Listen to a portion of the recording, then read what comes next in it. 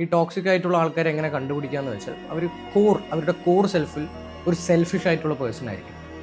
അതുകൊണ്ടായിരിക്കും അവർക്ക് മറ്റുള്ളവരെ ഹേർട്ട് ചെയ്യുമ്പോൾ അവർക്കൊരു കുഴപ്പമില്ല, അല്ലെങ്കിൽ മറ്റുള്ളവരെ കുറിച്ച് അവർക്ക് ചിന്തിക്കേണ്ട, അവർക്ക് ഒരു റിസൾട്ട് കിട്ടണം, അതിനുവേണ്ടി എന്ത് ചെയ്യും. ഈ ടോക്സിക് ആയിട്ടുള്ളവർ ഹെൽപ്പ് ചെയ്യുമ്പോൾ പോലും നിങ്ങൾ ശ്രദ്ധിച്ചിട്ടുണ്ടാവും. നിങ്ങൾക്ക് അറിയായിരിക്കും ഏതെങ്കിലും ഒരു ടോക്സിക് പേഴ്സൺ ഇപ്പോൾ നിങ്ങളുടെ മനസ്സിൽ വരുന്നുണ്ടാവില്ല, ടോക്സിക് അല്ലെങ്കിൽ നിങ്ങൾക്കൊരു മോശം വ്യക്തി എന്ന് വരുന്നുണ്ടാവും. അവർ ഒരു കാര്യം ചെയ്യണമെങ്കിൽ അത് അവർക്ക് റിസൾട്ട് കിട്ടുകയാണെങ്കിൽ മാത്രമേ അവർ ചെയ്യുള്ളൂ. കാരണം അവർ ഒരു സെൽഫിഷ് പേഴ്സൺ ആയിരിക്കും. എന്നുവെച്ചാൽ സെൽഫിഷ് എന്ന് പറയുമ്പോൾ അവരുടെ സ്വന്തം കാര്യം നോക്കി പോകണോ ഇല്ലെങ്കിൽ അങ്ങനത്തെ ഒരു സെൽഫിഷ് അല്ല, മറ്റുള്ളവരെ ഹേർട്ട് ചെയ്യാൻ പോലും അവർ വില്ലിങ് ആണ്.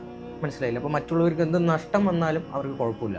അതിപ്പോൾ നമ്മുടെ ഫ്രണ്ട്സ് ആയിരിക്കാം, ചിലപ്പോൾ റിലേറ്റീവ്സോ കസിൻസോ, അവർ വളരെ ടോക്സിക് ആയിരിക്കും. അവർക്ക് എന്താണെന്ന് വെച്ചാൽ അവർക്ക് കിട്ടുന്ന ഒരു ഗ്രാറ്റിഫിക്കേഷന് വേണ്ടി മറ്റുള്ളവരെ ഹേർട്ട് ചെയ്യാൻ ഇവർക്ക് ഒരു മടിയും ഉണ്ടാവില്ല.